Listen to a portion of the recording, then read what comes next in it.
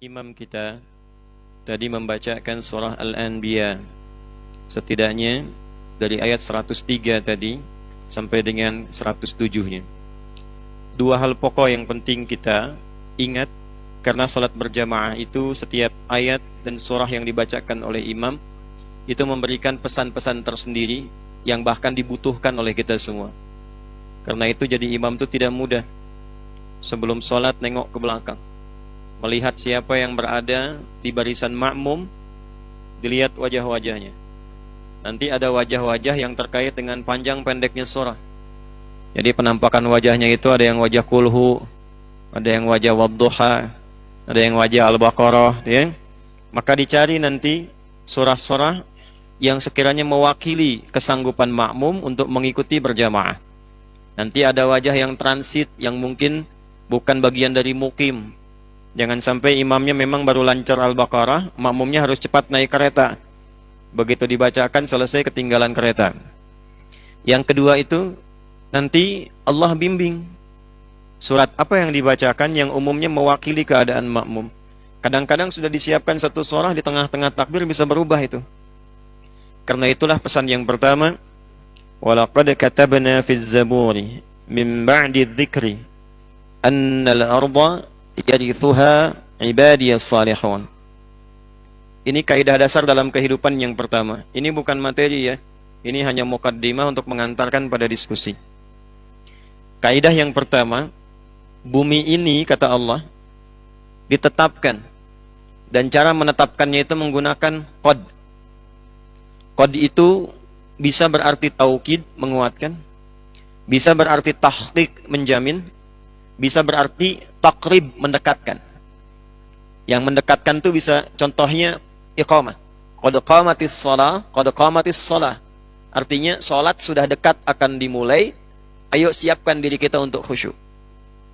Nah, di sini Allah ingin tegaskan, kata Allah, demi keagunganku aku tegaskan, dan sifat kehidupan ini akan berlangsung dengan cepat dan dekat, bahwa kehidupan di bumi ini hanya akan bisa menjadi saksi manfaat sampai dengan pulang ke akhirat bagi hamba-hamba Allah yang saleh. Jadi ada pesan kepada kita dimanapun berpijak di bumi ini. Anda yang belajar di kampus, Anda yang bekerja, Anda yang masih di jalan, sepanjang berkehidupan di bumi, di tempat yang dipijak, maka banyaklah berbuat amal saleh. Jangan sampai ada satu tempat dipijak perbuatannya salah. Kenapa? Karena nanti yang soleh ini, itu yang akan dibawa manfaatnya sampai kembali pada Allah subhanahu wa ta'ala. Karena nanti ada orang yang sudah diperkenankan oleh Allah berkehidupan di bumi, tapi perilakunya tidak soleh. Sama padanan maknanya dengan Quran surah 35 Fatir, ayat 32. Ada orang yang mendapat kesempatan dari Allah untuk menghafal Quran. Tapi sayang, hafalannya digunakan pada hal-hal yang tidak bahkan diperkenankan oleh Allah. ثُمَّ أَوْرَثْنَا الْكِتَابَ الَّذِينَ اصْطَفَيْنَا مِنْ عِبَادِنَا. Ada hamba-hamba Allah yang diperkenankan untuk bisa dekat dengan Al-Quran. Maksudnya ada yang senang baca, senang mengkaji, senang menghafal. Cuma sayang nanti wa minhum zalimun li nafsi. Ada orang yang diberikan kesempatan bisa menghafal Quran tapi zalim. Ayatnya digunakan bukan pada tempatnya. Dia hafal ayat, tapi ayat itu dia potong untuk memenuhi keinginan dunianya. Dia gunakan ayat untuk mencari kepentingan dunia, itu zalim. Zalim itu menempatkan sesuatu bukan pada tempatnya, itu zalim. Zulmun. Tahu gayung? Halo, tahu gayung? Tahu. Gelas, tahu gelas? Ay, pami badai ngaleut ngangge gayung atau nepi gelas? Lah, ya itu bahasa Rusia pojokan tuh ya. Kalau mau minum pakai gayung atau gelas? Gelas. Kalau mandi pakai gayung atau gelas? Gayung. Ada orang yang minumnya pakai gayung, mandinya pakai gelas. Nah, itu menempatkan sesuatu bukan pada tempatnya. Orangnya disebut zalim, perbuatannya zulmun. Dia hafal qul huwallahu ahad, tapi dia mengatakan semua agama sama, menuju pada Tuhan yang sama, cuma caranya beda-beda. Itu zalim namanya. Jelas? Baik. Ada orang diberi kesempatan untuk hidup di bumi. Kehidupan di bumi ini sejatinya mengumpulkan bekal untuk pulang. Karena di sini nggak ada yang abadi. Sementara innaka mayyitun wa innahum mayyitun. Semua yang hidup di bumi termasuk engkau ya Muhammad sallallahu alaihi wasallam mayyit, akan wafat. Tuh, CM, calon meninggal. Saya, kita. Jadi meninggal itu bab yang mengantarkan pada kehidupan baru di akhirat. Itu yang sejati, yang abadi. Mau ke surga?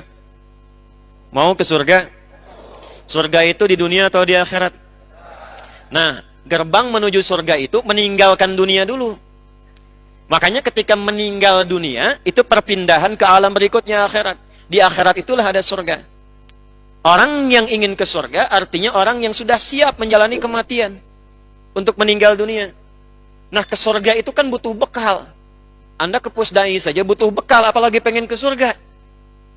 Allah sudah siapkan di bumi ini, di dunia ini, berbagai macam aktivitas yang hasilnya untuk mendapatkan bekal ke surga itu. Jadi cari dengan semua kegiatan di bumi yang terbentang ini, berbagai kegiatan yang punya nilai, yang nilainya itu jadi bekal kita untuk pulang menghadap Allah dan berpotensi memasukkan ke surga. Itu yang sering kita sebut dengan pahala. Bahasa Qur'annya hasanah. Apa namanya? Nah, karena itu kita sering bermohon pada Allah, semoga semua kegiatan dunia kita menjadi hasanah, di akhirat hasanahnya dibawa, ditampakkan lagi. Itu yang disebut di Quran surah kedua, ayat 201. Wa minhum may yaqulu rabbana atina fid dunya hasanah wa fil akhirati hasanah. Nah, jadi dunianya hasanah, di akhiratnya ditampakkan hasanahnya. Nanti setiap kegiatan kalau jadi hasanah dituliskan pahalanya. 10 kebaikan, 700 kebaikan. Itu yang dimaksud Quran surah ke-6 ayat 160. Man jaa bil hasanati falahu 'asyru amsalihha.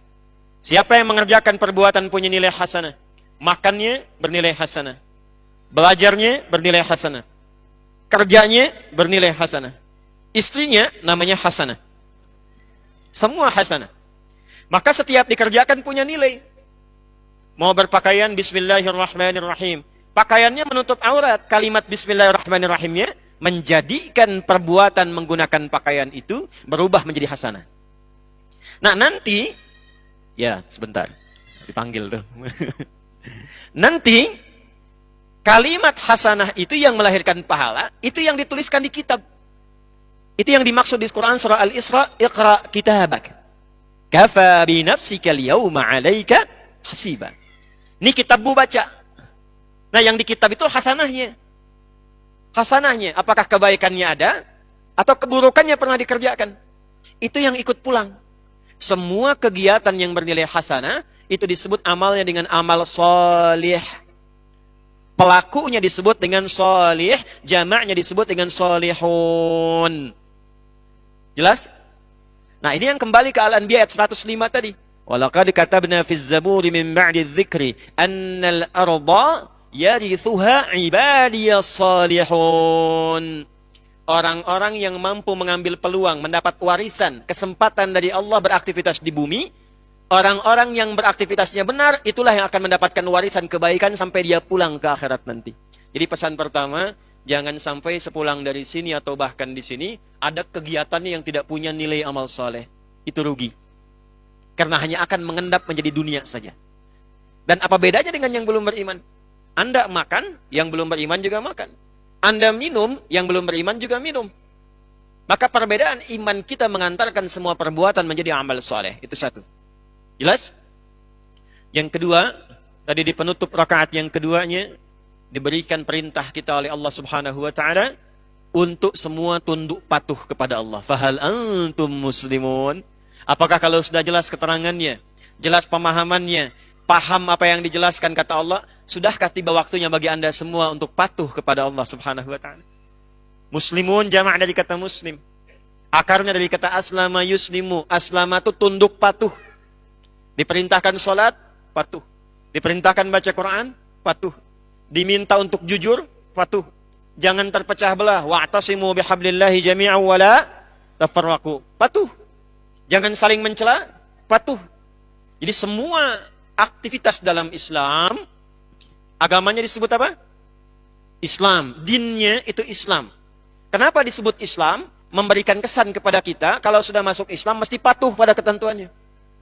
Orangnya Muslim, orang yang patuh, tunduk. Ketentuannya disebut dengan silmi. Jadi agamanya, dinnya Islam, pedomannya disebut dengan apa? Silmi. Quran surah kedua ayat 208. Ya ayyuhalladzina amanu dukhulu fis silmi kafah. Hai semua orang yang beriman yang sudah masuk Islam. Jadi kalau masuk Islam, masuk frame dinnya Quran surah ketiga ayat ke 18 sampai 19. Di ayat 19-nya, innad dina indallahil Islam. Itu Islamnya. Pokok ajarannya, ya ayyuhalladzina amanu, hai semua yang sudah masuk Islam dan beriman, udkhulu fis silmi kaf. Secara total. Jadi di Islam itu petunjuknya bukan cuma saat sholat, bukan. Dari takbir sampai tahiyat. Bangun tidur, ada petunjuknya. Nah itulah kafah namanya. Berpakaian, ada petunjuknya? Ada. Makan, ada doanya? Ada. Masuk masjid, ada aturannya? Ada. Kaki yang mana yang dilangkahkan? Kanan. Keluar kaki yang mana? Kalau ke toilet kaki yang mana? Ada doanya enggak?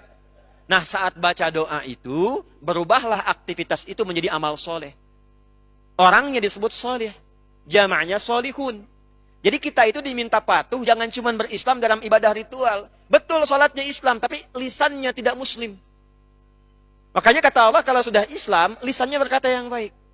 Jangan saling mencela, jangan saling menipu, jangan bikin hoax.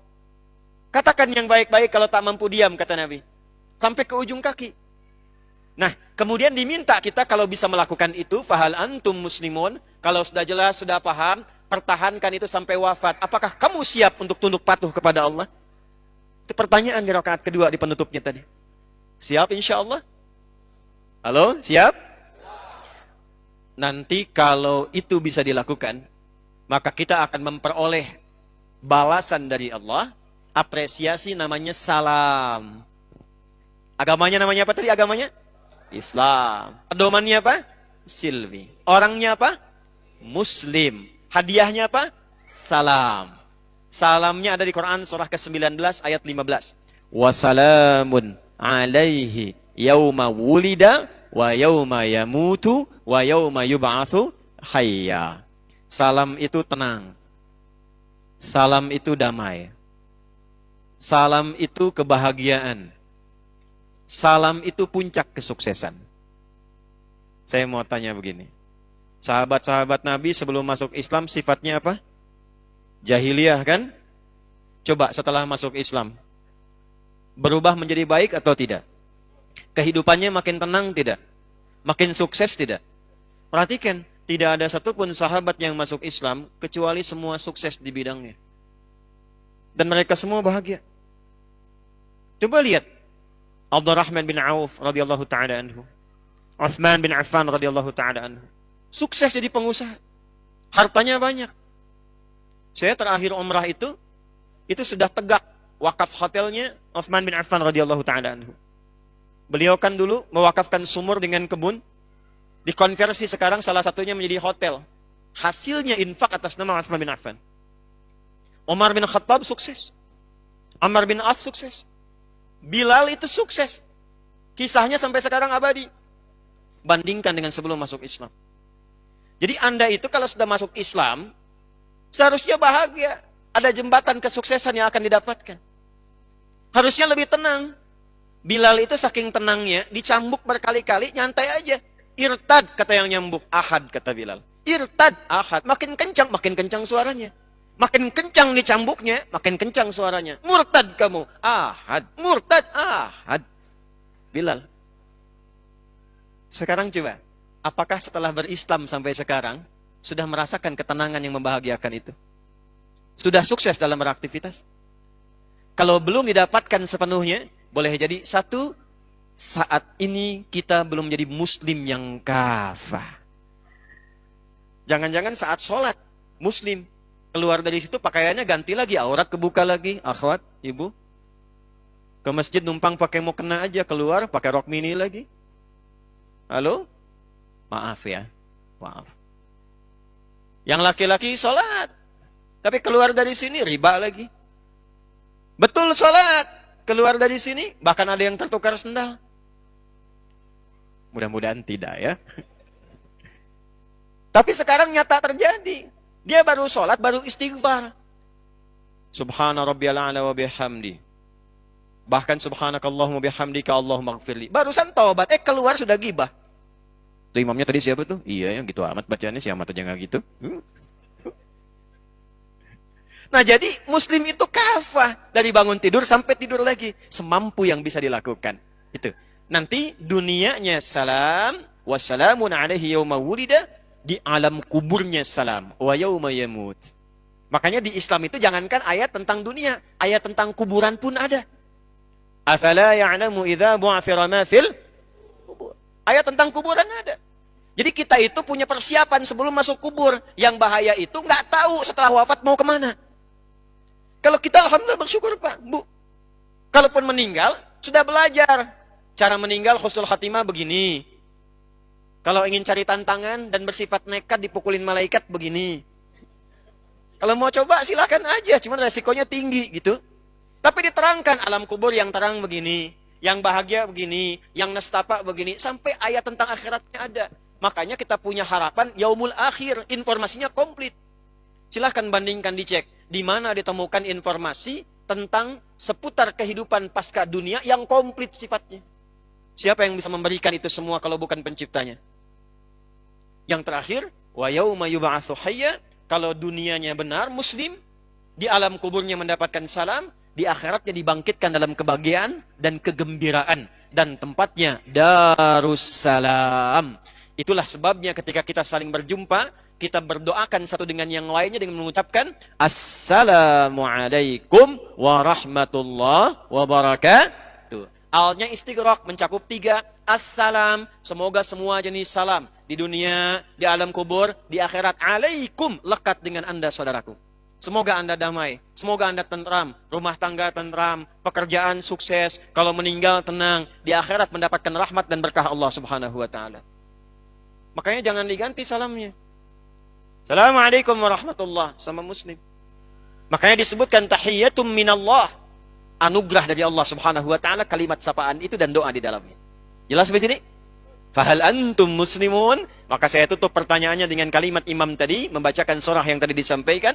Apakah sudah siap sekarang menjadi seorang muslim yang utuh? Siap? Takbir. Itu ayat yang dibaca dalam sholat maghrib tadi. Ya. Maksud saya, kita coba belajar setiap mengikuti sholat berjamaah, pelan-pelan memahami apa yang dibacakan sehingga meresap maknanya ke dalam jiwa. Jadi pulang dari masjid itu punya getaran di jiwa. Oh, saya diminta begini, patuh, siap ya Allah. Jangan ketemu pimpinan, kerjakan, siap, kerjakan, siap. Tapi ketemu yang menciptakan pimpinan, ditanya, sudah siap? Nggak tahu. Ya, semoga Allah memberikan hidayah dan rahmat kepada kita insyaallah. Malam ini kita tanya jawab. Karena sudah lama kita berkajian, tidak bertanya jawab. Kalau ada yang mau bertanya, silahkan dituliskan nanti. Ini dari pagi saya kajian dengan para ibu. Pertanyaan juga dititipkan untuk dibaca dan dijawab malam hari ini. Kalau ada yang ingin dikonsultasikan, boleh dituliskan, nanti dikumpulkan di panitia. Kita diskusikan malam hari ini insyaallah. Siap ya? Formatnya ada 2. Anda bertanya, saya menjawab. Atau saya bertanya, Anda menjawab. 1 atau 2? 1, oke. Atau kita robah formatnya. Saya bertanya, Anda menjawab. Atau Anda menjawab, saya bertanya. Baik, bismillah. Kita bacakan dulu ya. Ini maksudnya supaya menghemat waktu. Kalau nanti mic ditukar dan macam-macam, terlalu banyak waktunya terbuang. Bismillahirrahmanirrahim. Assalamualaikum warahmatullahi wabarakatuh, Pak Ustaz. Waalaikumsalam warahmatullahi wabarakatuh. Nih, saya tuh senang begini setiap ada kata. Jadi saya tuh dari kecil cinta Quran. Jadi nggak ada kegiatan yang ditemukan, dijalani, apalagi ditanyakan, kecuali otomatis ayatnya langsung tek-tek gitu. Itu kebiasaan saja. Assalamualaikum warahmatullahi wabarakatuh. Quran surah 4 ayat 86. Wa idza hayyitum bi tahiyyatin fahayyu bi ahsana minha aw rudduha. Kalau diberikan penghormatan, kalian diberikan penghormatan. Penghormatan tertinggi itu dalam Islam kalimat Assalamualaikum warahmatullahi wabarakatuh. Itu tertinggi. Tadi dalilnya sudah saya sampaikan dan maknanya sudah saya kupas. Di situ bukan cuma sapaan, ada doa, ada harapan, ada perhatian, ada ketulusan. Makanya kalau mengucapkan Assalamualaikum, jangan asal lewat. Imam juga kalau Assalamualaikum di akhir, jangan cuma mengucapkan. Rasakan itu. Untuk dirinya, untuk makmumnya, untuk semua. Ya Allah, berikan salam untuk semua jamaah, semua orang-orang beriman, rahmatmu, keberkahan darimu. Karena itu, adabnya kalau diberikan perhatian, balas dengan yang lebih baik. Itu dalam Islam. Diberi makanan, balas dengan makanan yang lebih baik lagi. Pernah diberikan hadiah, kalau mampu balas dengan yang lebih baik. Setidaknya kalaupun diberikan salam, jawab dengan yang lebih lengkap. Assalamualaikum warahmatullahi wabarakatuh. Jawab waalaikumsalam warahmatullahi wabarakatuh. Fahayyu bi ahsana minha aw rudduha. Pak Ustaz, semoga Allah merahmati dan meridai. Semoga Allah berikan lebih baik kepada Anda atas apa yang Anda doakan kepada kami setiap harinya. Pak Ustaz, doakan saya agar bisa terbebas dari hutang riba. Saya zalim kepada orang tua dan saya ingin istiqomah dalam berhijrah ini, serta saya ingin menjadi salah satu murid Pak Ustaz. Kita doakan sama-sama semoga Allah Subhanahu wa taala membebaskan kita semua, baik yang bertanya, meminta ataupun kita, dari segala yang Allah larang. Semoga kita dijauhkan dari segala hal yang buruk. Dalam pergaulan materi semoga dibebaskan dari tipu menipu, sogok menyogok. Semoga dijauhkan dari korupsi dan semoga dibebaskan dari perbuatan riba. Riba itu rumusnya begini. Wa ahallallahu al-bai'a wa harrama ar-riba. Ya. Allah menghalalkan jual beli dan mengharamkan riba. Dan janji Allah, kalau riba ditinggalkan, itu aktivitas niaganya oleh Allah akan diganti dengan yang lebih berkah dan sifatnya lebih menguntungkan dunia akhirat. Jadi meninggalkan riba itu bukan rugi, tapi untung. Itu dulu yang dipahamkan dalam benak kita. Meninggalkan riba itu bukan rugi, tapi untung. Ya. Yamhaqullahu riba wa yurbis shadaqat. Sebaliknya, orang yang terjebak dalam riba seakan-akan mendapatkan yang banyak. Padahal nanti kata Allah akan tersiksa dengan ribanya. Bukan cuma di cicilannya, pikirannya, dan yang terkumpul yang terasa banyak itu nggak ada keberkahannya. Gini. Kalau harta kurang berkah atau tidak berkah, kalau masuk ke perut jadi makanan, nanti itu akan menghambat pusat-pusat kebaikan. Misal, azan terdengar di telinga kan? Allahu Akbar, terdengar tuh. Tapi kalau ada hal yang haram masuk, entah itu dari pencurian, korupsi, sogok menyogok atau riba, masuk ke dalam mulut, diolah, nanti akan menutup bagian fungsi pendengaran kebaikannya. Dia dengar, tapi nggak bisa merespon. Itu yang dimaksud di Quran surah 6 ayat 25, wa fi adhanihim waqra, di telinganya ada sumbatan. Jadi kalau Anda mendengar adzan tapi tidak peduli, padahal Anda mengatakan beriman, coba dicek, baru berbuat maksiat apa sampai telinganya tertutup mendengar kebaikan. Anda pulang dari kantor, lewat pusdai, yang ke masjid banyak. Waktu sholat sudah tiba, Anda yang lewat situ, tapi kok bisa nggak tertarik untuk sholat? Tanyakan, baru berbuat maksiat apa sampai matanya nggak peka pada kebaikan. Mushaf di rumah banyak. Dari yang kecil yang masuk saku, sampai yang paling besar yang nggak bisa disakuin.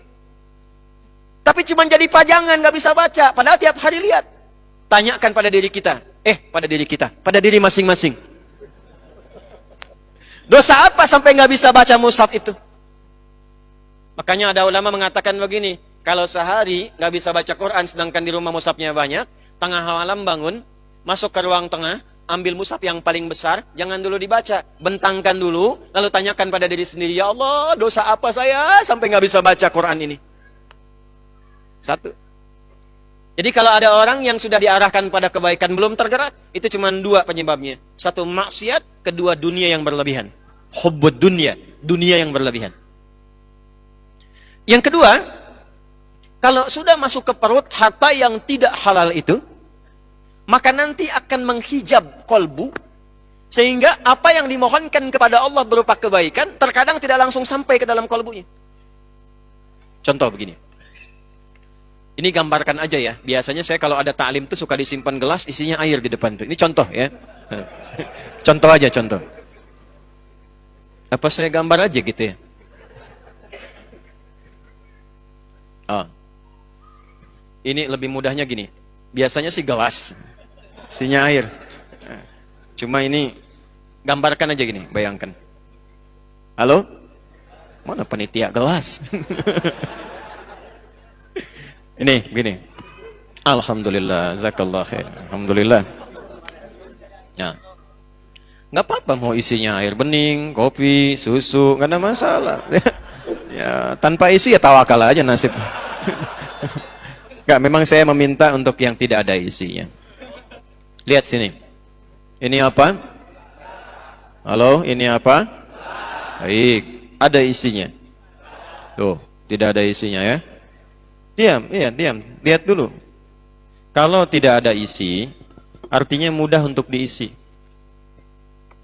Minta kopi, isi kopi. Airnya mana? Diairin. Minta susu, kasih susu. Minta air putih, kasih. Air bening, kasih. Apapun yang diminta, masuk karena kosong. Spidol, masuk. Apapun, masuk. Tapi kalau begini, nih, tutup nih. Minta kopi, masuk gak? Tidak, karena tertutup. Semakin keras penutupnya, ini kertas nih. Tapi kalau ditutup misalnya, pakai benda yang lebih keras. Ini kalau kita masukkan, air, jadi lebih halus, terbuka ada lubangnya, masuk airnya. Masih tipis sekatnya. Tapi kalau sekat penutupnya keras, dimasukkan apapun susah. Nah, sifat doa itu, kalau dimintakan, itu sifat dasarnya dikabulkan. Dalilnya Al-Baqarah ayat 186. Wa idza sa'alaka 'ibadi 'anni fa inni qarib ujibu da'watad da'i idza da'an. Dalil yang lain, wa qala rabbukum ud'uni astajib lakum. Jadi doa itu kalau diminta, sifatnya diminta itu pasti dikabul. Kalau dimintakan pasti dikabulkan. Baik itu seketika saat diminta, kalau memang yang diminta itu kebutuhan kita, maslahatnya dunia akhirat. Atau ditunda sampai kita memang sanggup menjalani apa yang diminta itu. Antum punya anak 5 tahun, minta diberikan motor, dikasih nggak? Tapi antum punya kemampuan, hartanya ada, cuman kan anaknya belum siap. Saat dia siap, baru diberikan. Maka anda katakan, nanti nak ya, nih uangnya sudah ada. Simpan dulu, begitu kamu sanggup, bisa, baru papa belikan. Sekarang motor-motoran aja dulu. Kadang kan ngambek dulu kan? Nggak mau papa, nggak mau, pengen motor beneran gitu kan? Pengen yang kayak si fulan, Saya nggak sebut nama supaya tidak endorse. Ya? Maka diberikanlah motor-motoran mereknya si fulan. Awalnya nggak nyaman, tapi menikmati. Tapi terkadang nggak sadar setelah 17 tahun, bapaknya berikan motor, ternyata itu permintaan dia waktu 5 tahun lalu. Saat usianya 5 tahun. Tapi dia nggak sadar bahwa itu permintaan dia yang dulu. Kadang-kadang doa itu begitu. Anda minta sekarang, tapi Allah lihat Anda belum siap. Ya Allah, anugerahkan aku motor, ya Allah, aku sudah berusaha. Sepeda dulu aja. Kalau nanti kamu dikasih motor, kamu riak. Muncul sifat riak yang belum dilatih itu. Keliling-keliling komplek, akhi ayo ke masjid. Padahal cuma mau tunjukkan saya punya motor baru. Nggak kerasa. Ketika sudah siap, baru diberikan. Ada yang ketiga, Allah mengganti apa yang diinginkan dengan memberi apa yang dibutuhkan. Anda punya anak sakit, bawa ke dokter. Kata dokter, ini kalau makan buah nggak boleh makan apel. Yang bagus jeruk. Pulang dari rumah sakit, anak Anda minta, lihat tukang buah, mama mau apel. Ini aja nak, jeruk. Nggak mau apel. Ini aja deh, jeruk rasa apel. Kasih. Diberikan yang lebih baik, yang sesuai dengan kebutuhan. Doa pengen ke ITB, lulusnya ujian di Unpad. Doa pengen ke Unpad, lulus ujiannya misalnya di UI. Doa pengen ke UI, lulusnya di IAIN. Bisa terjadi. Kita tidak tahu apa yang terjadi di masa depan. Saya dulu pengen satu kampus yang A, karena saya pernah ikut daurah di dalamnya. Sebelum lulus di pesantren. Pengennya ke Madinah, lulusnya ke Libya. Tapi ternyata di Libya itu mazhabnya mazhab Imam Malik. imam pertama, imam Darul Hijrah yang memang berlaku di Madinah. Setelah itu jalan ke Mesir, mazhabnya Syafi'i. Belajar tafsir dari Syekh Muhammad Sayyid Tantawi. Dari situ berangkat kemudian ke Mekah. Tugas haji, tenaga musiman. Mampir ke Ummul Qura, belajar. Mampir ke Madinah, dapat Hambali. Pulang lagi ketemu yang Asia Selatan. Pakistan, India, Bangladesh, IPB. India, Pakistan, Bangladesh. Ya. Cina, mazhabnya Hanafi. Jadi kita harap-harap ke satu tempat, kata Allah jangan dulu ke sini, lewat sini dulu. Karena engkau pulang akan menghadapi masyarakat yang bukan bermadzhab 1-2. Mungkin di tempat A mazhabnya Hambali. Kunutnya tidak pakai kecuali nazilah. Tempat B, Syafi'i, kunutnya keras, jahar. Tempat C, Hanafi nggak pakai kunut. Kamu akan pulang yang semuanya ada. Yang kunut ada. Yang tidak kunut ada. Yang nggak subuhan pun ada. Harus lengkap. Kadang-kadang pengennya A, Allah berikan B. Mengganti apa yang diinginkan dengan apa yang kita butuhkan. Tapi ada orang yang dikasih, nggak masuk, bukan nggak dikabulkan. Jadi Allah sudah kabulkan, kasih, tapi mental. Mental. Kenapa? Karena cawan hatinya tertutup begini. Ini yang dimaksud hadis Nabi. Thumma dzakara ar-rajula yutilu as-safara ash'atha aghbara yamuddu yadayhi ila as-sama' fayaqulu ya Rabb. Faqala Rasulullah sallallahu alaihi wasallam anna yustajabu lidzalika mat'amuhu haram, mashrabuhu haram, malbasuhu haram, wa ghudhiya biharam. Ada seorang menempuh perjalanan panjang, safar. Orang yang safar doanya mustajab. Orang yang safar doanya apa?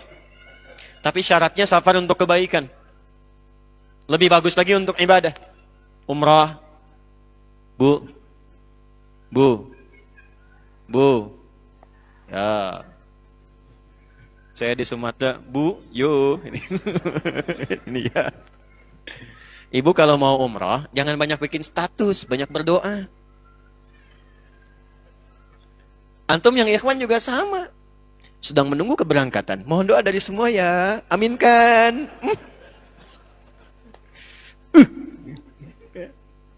Doa aja minta. Itu mustajab. Mohonkan. Minta. Apalagi sudah sampai di tempatnya. Saya kadang-kadang kesel gitu. Kesel kok kadang-kadang gitu ya. Sekarang tawaf itu bisa live. Subhanallah. Alhamdulillah. Alah. Aduh ya Allah. Sa'i juga begitu. Rabbighfir warham wa'fu wa takarram. Kelihatan enggak? Udah nyampe sana itu enggak mudah. Orang nabung-nabung jual ini itu, pengen berangkat haji, ya Allah, nyampainya haji Singapura, sampai ke Singapura balik lagi. Ada yang sudah sampai Jeddah, ternyata visanya nggak bisa digunakan, balik lagi. Anda udah nyampe ke sana, mustajab. Kedua, ini adabnya angkat tangan. Angkat tangan tuh macam-macam. Yang standar tuh begini, standar. Pak, sebentar Pak, sini Pak. Ya, bukan Bapak. Nih Pak, Bismillah. Izin Pak, ini mic-nya, tolong dipegangin. Nah, Pak ya.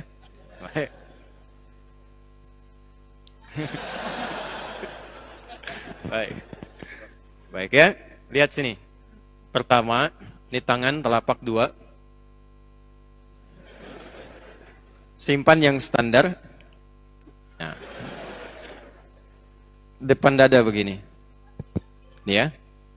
Ini yang pertama, ini standar. Kalau saya biasanya begini, ini tidak harus. Tapi untuk memudahkan, semua nyaman, ini kanan kiri kan ada garis tuh. Ya. Ini nggak ada kaitan dengan garis nasib, garis masa depan, nggak ada. Garis DNA-nya ada di sini. Ya. Satukan nih. Satukan. Kalau udah nyambung gini, pasti kanan kiri sama semua. Tuh. Sama semua, nggak akan ada yang beda. Tekan di sini. Ini satu. Nanti semakin tinggi persoalan, semakin mengangkat. Makanya istisqa itu begini ke atas. Semakin angkat.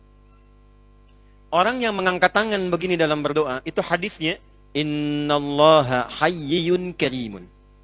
Allah itu sangat merasakan dan malu kalau ada hamba mengangkat tangannya tidak mengabulkan doanya. Cepat dikabulkan. Kasih. Ini. Yang ketiga dia mengatakan, Ya Rabb, ya Rabb. Sudah masuk Isya? 1 menit lagi. Ya Rabb, ya Rabb. Rumus ketiga, awali dengan al-asma'ul husna. Apa? Al-asma'ul husna. 1, safar, kalau sedang safar. Atau kalau bukan safar menuntut ilmu kayak sekarang. Mungkin cuma 5 langkah. Cuma 10 meter dari Pusdai. Tapi 10 meter ini berharga. Mungkin apa yang Anda mohonkan selama ini terkabul jarak itu. Dalilnya sahih di Ibnu Majah dari Abu Darda radhiyallahu taala anhu. Man salaka tariqan yaltamisu fihi ilma sahalallahu lahu tariqan ilal jannah wa innal malaikata la tad'u ajnihataha ridan li talibil ilmi. Setiap ada yang berangkat, malaikat itu meridai dan mengaminkan doanya. Dia menempuh tiga-tiganya orang ini. Di jalan, mengangkat tangan dan memulai dengan asmaul husna. Tapi komen dari Nabi, kalau sudah Nabi komen, like, share and subscribe. Apa komennya Nabi? Kata Nabi, nanti kita lanjutkan setelah menunaikan sholat Isya berjamaah. Karena sudah masuk Isya sekarang ya. Jadi kita lanjutkan kembali. Subhanakallahumma bihamdika asyhadu an la ilaha illa anta astaghfiruka wa atubu ilaik. Assalamualaikum warahmatullahi wabarakatuh. Assalamualaikum warahmatullahi wabarakatuh. Alhamdulillah wassalatu wassalamu ala Rasulillah wa ala alihi wa sahbihi wa man walah wa ba'du. Hadirin sekalian, kita telah menunaikan sholat Isya berjamaah WIB waktu Indonesia bagian Bandung. Semoga semua sholat dan doa kita diterima oleh Allah Subhanahu wa taala. Kita lanjutkan. Orang-orang yang membebaskan diri dari dosa berusaha memperbaiki hidup, baik di amaliyah jasmaniyah, perbuatan yang dilahirkan dari produk jasmani, mulut berbicara, tangan bergerak, kaki melangkah, yang kadang disadari atau tidak pernah salah. Mulut seharusnya berkata baik, tapi lisannya berkata yang tidak baik. Kaki melangkah kepada yang baik, tapi melangkah kepada yang tidak baik. Itu jasmania. Ada maliyah, harta. Baik memperolehnya, dari mana diperoleh, kemana digunakannya. Ada yang memperolehnya baik, tapi digunakan pada tempat yang tidak baik. Betul, bekerja halal tidak ada masalah. Tapi diberikan produk-produk yang dilarang oleh agama. Ada yang kedua, mendapatkannya tidak baik, dikeluarkannya pun tidak baik juga. Korupsi, judi, digunakannya untuk maksiat. Double kesalahannya. Ada yang unik, didapatkan dari yang tidak baik, tapi pengen digunakan pada yang baik. Dan biasanya nggak banyak dikeluarinnya. Hasil korupsi pengen nyumbang masjid gitu. Ya. Hasil dari yang haram pengen dipakai kegiatan sosial gitu. Hal-hal yang demikian nanti akan berpengaruh, tadi disampaikan, kalau masuk ke dalam tubuh seseorang. Maka seperti tadi dikisahkan menjelang Isya, Nabi mengomentari tentang seorang yang menempuh perjalanan panjang dalam kebaikan. Lalu orang itu ingin berdoa mengangkat tangan, lalu menutup dengan al-asma'ul husna, mengatakan ya Rabb, ya Rabb. Secara kaidah, doanya semestinya dikabulkan 3 kali lebih cepat dari orang biasa. Karena safar mempercepat, mengangkat tangan mempercepat, dan memulai dengan al-asma'ul husna, itu bahkan yang dimintakan oleh Quran. Quran surah 17 Al-Isra dari ayat 110 itu. Qul ud'ullaha aw ud'ur rahman ayyamma tad'u falahul asma'ul husna. Walillahil asma'ul husna fad'uhu biha. Pilih sesuai dengan kebutuhan. Jadi enggak harus disebut semua. Allah ya Rahman ya Rahim ya Malik ya Qudus dan seterusnya. Bisa dipilih salah satu. Ya Allah, butuh apa? Rizki, ya Razak. Anda sedang belajar, besok mau ujian, ya Allah, ya Al-Alim. Punya masalah, ya Allah, ya Al-Fattah. Orang ini menyebut nama Allah dengan sifat rububiyahnya yang seharusnya cepat mengabulkan, ya Rabb. Apa komentar Nabi? Anna yustajabu lidzalika. Bagaimana doanya bisa dijawab? Mat'amu haramun, sumber makanannya haram. Mashrabu haramun, minumannya haram. Malbasu haramun, pakaiannya haram. Wa ghudhiya bi haramin, dan perangkat hidupnya haram. Jadi haram itu Bukan hanya akan menutup sumber-sumber informasi kebaikan, tapi saat yang bersamaan juga bisa menghijab antara permohonan dengan jawaban doa yang Allah kabulkan. Makanya hati-hati dari yang haram ya. Saya ajarkan doa. Riwayatnya tersambung nanti. Tersilsilahkan nyambung sampai kepada riwayat-riwayat yang sahih untuk diamalkan. Baca ini khususnya di hari Jumat. Hari apa? Khususnya di hari Jumat. Anda boleh catat, atau Anda boleh rekam, atau Anda boleh lihat kembali rekamannya nanti setelah tuntas kajian. Allahumma kfina. Boleh diikuti. Allahumma kfina bihalalika an haramik wa aghnina bita'atika an ma'siyatik wa bifadlika amman siwak. Cukup pendek tapi padat, dalam sekali itu. Usahakan dibaca tiap Jumat sebelum selesai meninggalkan Jumatan untuk yang ikhwan laki-laki. Yang ibu baca ba'da asar bu, menjelang maghrib. Singkat itu. Allahumma kfina bihalalika an haramik. Ya Allah, mohon cukupkan hidup kami ini dengan semua yang halal dan jauhkan dari yang haram. Wa aghnina bi ta'atika an maksiatik. Dan mohon ya Allah perkaya kepribadian kami dengan semua jenis ketaatan kepadamu dan jauhkan dari maksiat. Wa bi fadlika amman siwak. Dan berikan rizki kepada kami yang paling utama darimu, dan kami berserah kepadamu dari selainmu. Dawamkan itu setiap hari apa? Jumat khususnya. Boleh dibaca dalam setiap hari, setiap selesai sholat boleh. Tapi Jumat itu spesial. Itu nanti riwayat yang mutasalsilah diajarkan para ulama kita. Saya mendapatkan juga itu. Ya, secara bersanad sampai ke ulama. Itu jawaban yang pertama tadi, yang memakan waktu dari ba'da maghrib sampai isya. Alhamdulillah, segala puji bagi Allah Subhanahu wa Ta'ala yang telah memberikan kita hidayah dan taufiknya.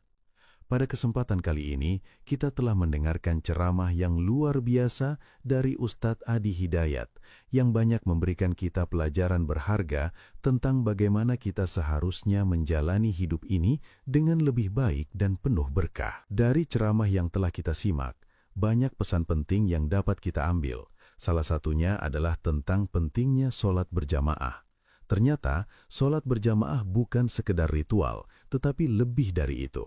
Sholat berjamaah mengajarkan kita untuk selalu memperhatikan sesama, untuk saling mendukung, dan untuk menciptakan suasana yang penuh ketenangan dan keberkahan. Imam yang memimpin sholat memiliki tanggung jawab besar dalam memilih surah yang sesuai dengan kemampuan makmum, agar setiap orang dapat mengikuti dengan khusyuk.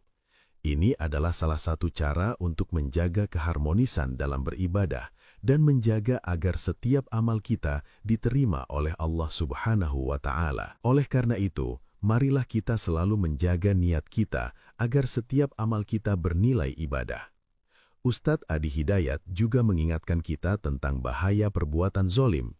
Terkadang kita diberi kesempatan oleh Allah untuk menghafal Al-Quran atau melakukan ibadah lainnya. Tetapi jika kita tidak menggunakannya dengan baik, bisa jadi kita termasuk dalam orang-orang yang zolim. Menggunakan ayat-ayat Allah Subhanahu wa Ta'ala untuk kepentingan pribadi dan duniawi adalah bentuk kezoliman yang harus kita hindari. Oleh karena itu, mari kita pastikan bahwa ilmu yang kita miliki selalu digunakan untuk kebaikan, untuk membimbing diri kita dan orang lain di jalan yang benar. Penting juga bagi kita untuk memahami Islam secara kafah. Islam bukan hanya tentang sholat, tetapi juga mencakup semua aspek kehidupan. Seorang Muslim yang sejati adalah mereka yang patuh kepada Allah Subhanahu wa Ta'ala, tidak hanya dalam ibadah ritual seperti sholat, tetapi juga dalam semua aspek kehidupan. Mulai dari berpakaian, makan, berbicara, hingga berinteraksi dengan orang lain, semua harus dilakukan sesuai dengan petunjuk Allah Subhanahu wa Ta'ala dan Rasul-Nya, Nabi Muhammad sallallahu alaihi wasallam. Inilah yang dimaksud dengan menjadi Muslim yang kafah, yaitu menerima Islam secara total, tanpa terpisah antara urusan dunia dan akhirat. Kehidupan ini memang penuh dengan ujian. Namun setiap amal yang kita lakukan dengan niat yang ikhlas dan sesuai dengan petunjuk Allah Subhanahu wa Ta'ala akan mendatangkan keberkahan. Bahkan doa yang kita panjatkan dalam kondisi tertentu, seperti saat safar atau menuntut ilmu, memiliki keutamaan dan lebih cepat dikabulkan oleh Allah Subhanahu wa Ta'ala. Doa kita harus disertai dengan usaha yang maksimal dan dengan menjaga agar semua sumber rezeki yang kita dapatkan adalah halal, karena jika tidak, itu akan menghalangi doa kita untuk diterima. Ustadz Adi Hidayat juga mengingatkan kita tentang bahaya perbuatan zalim.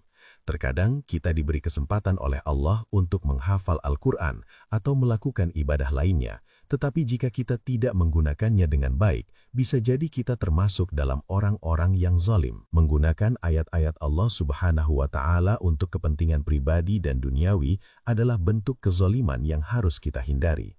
Oleh karena itu, mari kita pastikan bahwa ilmu yang kita miliki selalu digunakan untuk kebaikan, untuk membimbing diri kita dan orang lain di jalan yang benar. Kisah-kisah para sahabat Nabi Muhammad SAW seperti Bilal bin Rabah yang tetap tegar dan tenang meskipun menghadapi ujian yang berat menjadi contoh bagi kita.